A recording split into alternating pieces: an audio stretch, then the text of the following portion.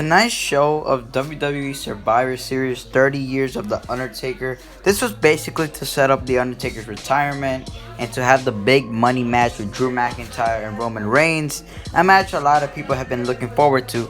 But overall, I thought this show was actually very good. I gotta give it to WWE. They've been having some amazing pay-per-views ever since moving to the WWE Thunderdome. So I can't front. There was another good pay-per-view here. If you guys did enjoy the pay-per-view, let me know in the comment section below. Let me know what was your favorite moments and matches. And yeah, man, if you're new, make sure to hit that subscribe button. Give this video a thumbs up. I would really appreciate that. And yeah, let's get into the Survivor Series review. In the kickoff show, we had a dual branded battle royal. So this was basically Raw and SmackDown competitors competing in a battle royal. Now, I didn't get the purpose of it, but I guess, it's to give the points to the team, so it all makes sense. So the final members of the battle royal was The Miz, Shorty G, and Dominic Mysterio. Now, the end of the match was actually very fun. I really thought Dominic Mysterio was gonna get it. I think he needed this win. I mean, I don't get the point why The Miz needed this win. We're gonna talk about The Miz a little bit later. But yeah, this was overall, it was a battle royal. It is what it is. The final moments were cool. Then at the end, Dominic Mysterio eliminated Shorty G, so he thought he won. But The Miz wasn't never eliminated. He went under the rope.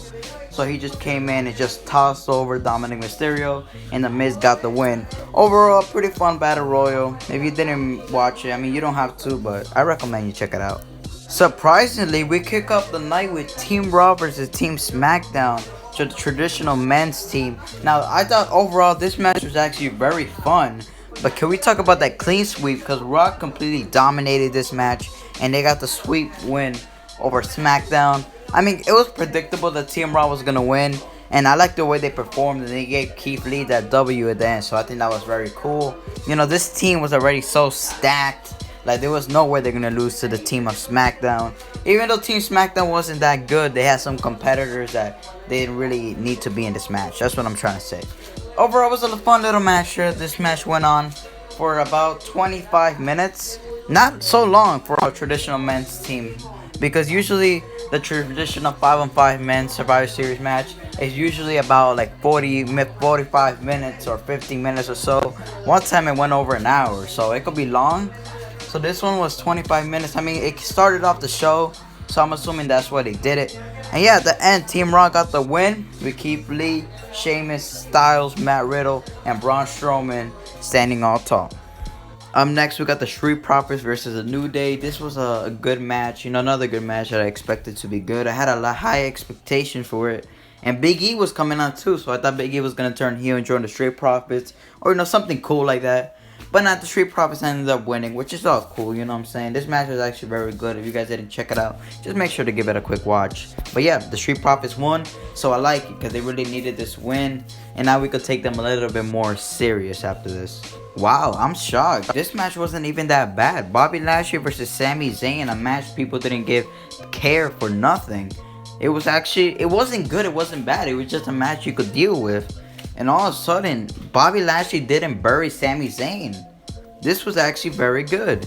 And for a sec, you could think Bobby Lashley kind of cheated. The Hurt Business was there. So, really, Sami Zayn didn't get buried over here. He proved his dominance. But then at the end, Bobby Lashley made Sami Zayn tap out, which is reasonable. I wanted Sami Zayn to win.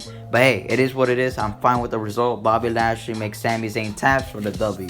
Sasha Banks versus Asuka, another match we've seen a couple times, but you put them in a pay-per-view, you got something to be into, because it's Sasha Banks and Asuka. I mean, come on, one of the greatest of all time. Put them in the ring, no matter how many times they compete, you're always in for a treat. This match was very good. Again, if you did not watch anything of the match, I guarantee you tune in, at least try tuning in to the end. And to all the Carmella haters out there, or someone that doesn't like Carmella like that, Carmella didn't interfere in this match at all. She wasn't even mentioned. So just go free. Just watch the match if you want. I mean, you won't be disappointed. Trust me. The match was actually very good. And at the end, Sasha Banks won with a roll-up, which is understandable. And not for the first time ever, Sasha Banks pinned Asuka. Wow, I'm surprised. This match wasn't even bad. I really thought this was going to be the worst match of the night. But hey, it wasn't even that bad. And 3 new stars were built out of this. Liv Morgan proved big time at the end. Bianca Belair was an absolute star in this one. And Peyton Royce, ladies and gentlemen, for Monday Night Raw, became a mega star. She eliminated Bayley.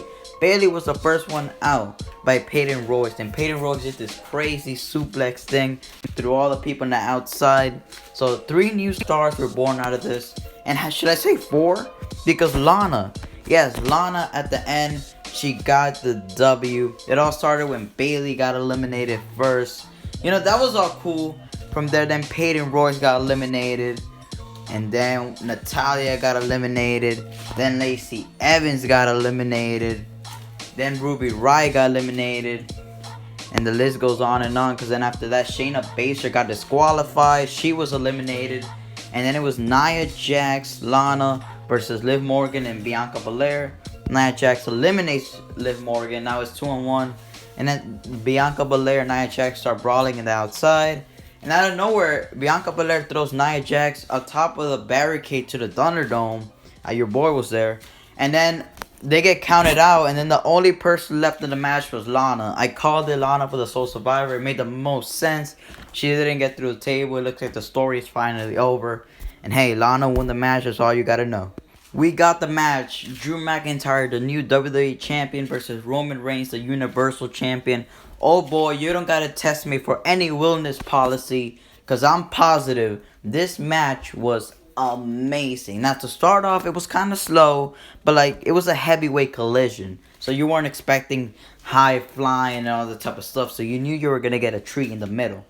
But man, Roman Reigns put Drew McIntyre over big time, because one of the highlights of the match, Drew McIntyre kicked out of 3 spears. 3 spears, yes. First, not only did Roman Reigns throw Drew McIntyre through the announce table with a suplex, then he speared him through the barricade. That looks sick. And for the first time ever, the barricade behind the commentary crew broke. So I was all for it. Then he comes in the ring, pins him, no. And then Roman Reigns hit 2 spears, nothing. Drew McIntyre got a Claymore in there. But Roman Reigns was knocked out to the referee. So the referee was out. So you knew what happened. Jey Uso came out. He wanted to come help. He got beat up at first. Then Roman hit Drew with a low blow. Jey Uso came back in the ring, hit him with a kick. And then Roman Reigns did that submission. You guys remember that submission made Braun Strowman tap out. So automatically I thought it was a wrap for Drew McIntyre. And yeah, that was it. A new referee came in.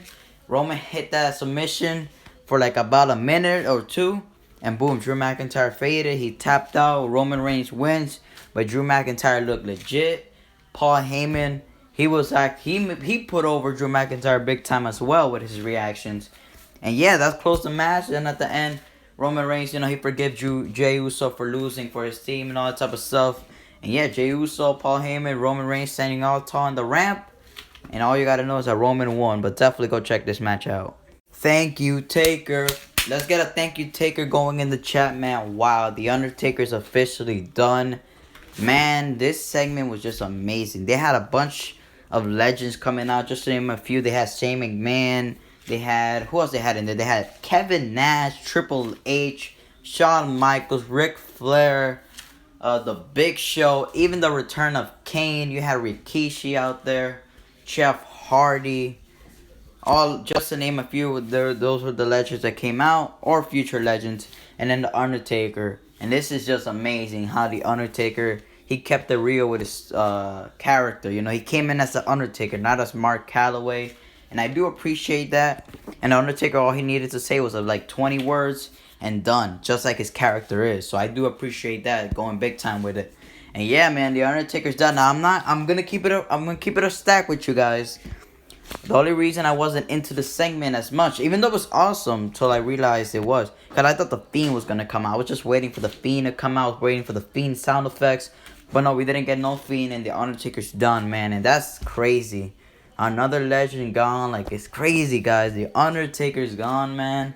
Another childhood of mine. Even though I didn't grow up watching the good days of The Undertaker, I still got to witness some of his best matches. I was live for him versus CM Punk. That was just amazing. So, yeah, it's my honor. Shout out to The Undertaker, man. I was even there when he fought Brock Lesnar at SummerSlam. So, yeah, and I was there for one other match. I forgot what match I was there for. Oh, yeah, and the one in Madison Square Garden when he teamed up with Roman Reigns.